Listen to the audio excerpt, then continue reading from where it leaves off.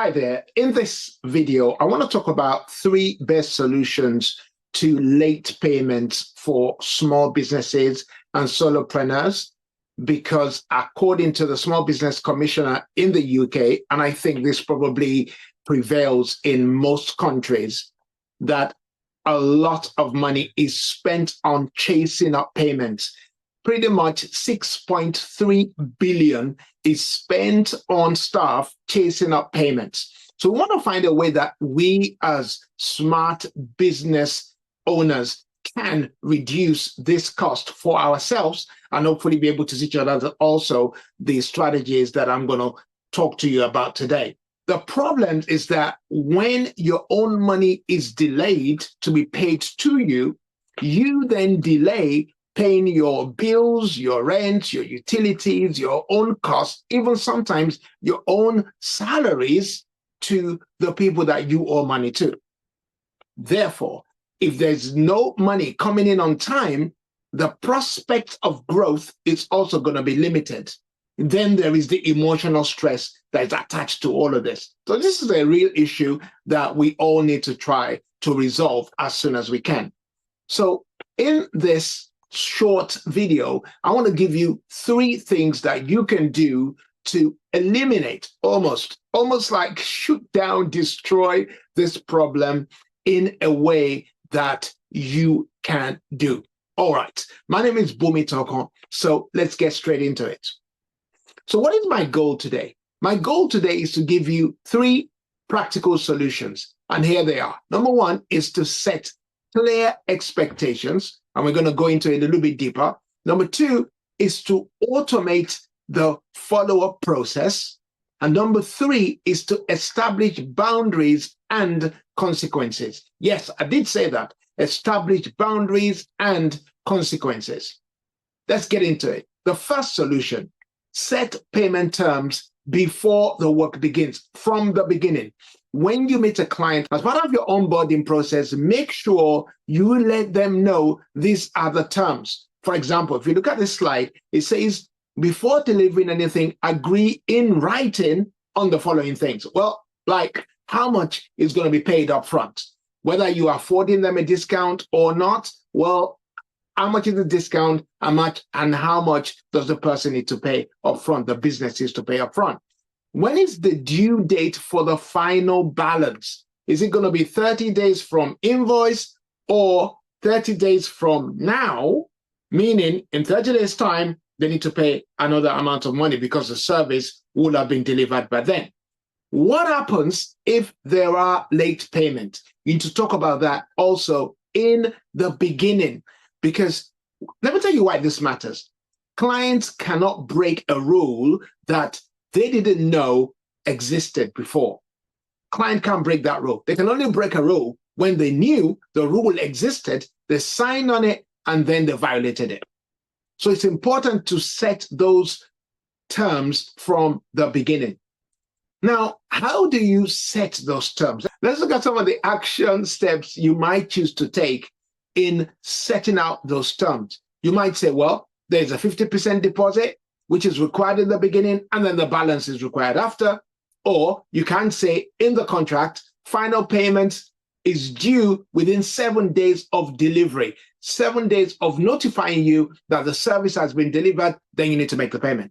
Or you might say late payment fees are incurred at a rate of £25 a day after 7 days. Whatever terms you want to include in your contract, you need to include it so that it's all upfront and everybody's aware of it.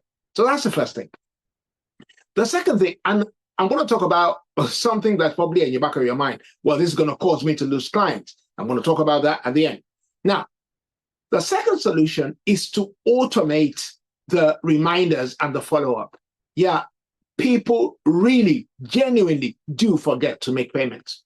Honestly, people generally do forget. I mean, you must have forgotten at some point to make some payments. So people genuinely do forget to make a payment. So the only way you can combat that is to always send reminders and follow-ups, because that jogs the memory of the client. If you're using maybe Xero, QuickBooks, or Stripe, or even some of the Gmail services, you might be able to schedule reminders to go to the client at particular dates.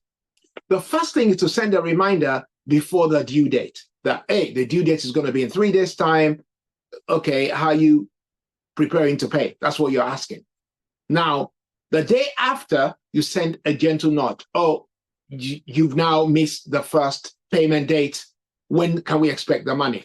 If they're not paid, you need to keep following them up. I like to use a system where I would say, oh, well, your invoice has now exceeded the due date. Can I please expect the money on Wednesday at 4 p.m.? Or I will give a day and I will give a time, because that tells the client that you're really serious. Now, what did I put at the end there? If you do this, you really just stay consistent without spending a lot of emotion and energy chasing clients, not only in your mind, but also in your actions, because that will allow you to stay consistent. What do you do? How can you implement this strategy? Well, choose a tool that you already use. Don't try and buy another tool. Just use something that you already use right now. Set those reminders for every invoice automatically until it's paid, right? And then thirdly, use friendly but firm words, and don't wait for weeks to follow up, because that's one of the problems. People are waiting until after the client hasn't paid for like 4 weeks, 5 weeks. Then that's when you send your first email. That's too long. That's way too long. You need to be on it before the due date. You need to be on it on the days due or a couple of days after. And you need to be on it immediately when you've noticed that payments have not been made. And I know that this may be difficult to manage, particularly if you are generating invoices in the tens or even hundreds or thousands to people. So you need to have a system that alerts you that, hey, that person has not paid. I remember when I used to distribute records and I was working with, I don't know, maybe about 50 or 100 shops, even at some point. You need to know, hey, when the person has not paid. We used to go around, we used to make sure that we plan our route around delivering new records and collect the old ones. And if you don't pay, you go on what we call, you go on stop. You go on stop until you pay. And we are on their backs until they pay. So if you're not willing to do that follow-up, sometimes clients just won't pay on time. All right. Then number 3, this is the final solution. This is what I'm going to talk about, what can happen with the client. This is the final solution, that you now start charging late payment fees, because you have told them before and you start charging those late payment fees. And then you might even include an interest on a monthly basis if you do that. By the time you get to this point, yeah, it may be that the client will not come back to you. It could be that way. But I'm telling you, sometimes some clients just had no intention to make the payment. You charging them, that might be an excuse they will use to kind of leave you and go somewhere else and go owe that other person money. But who needs those kind of clients anyway if they're not going to pay their bills, and if they're not going to respond to you, and if they're not going to talk to you about whatever problems they're going through? If you've got a client that is going through some financial difficulties and they told you they're going through some financial difficulties, and you know that prior to that they've been paying, it's okay. You'll be patient with them and you'll find solutions for them, knowing that they'll always pay. But there's some clients, they have no intention to pay because they're going to leave you and go owe someone else money. No, you need to chase up that money with them. The solution is to add this line to your invoice terms in the beginning.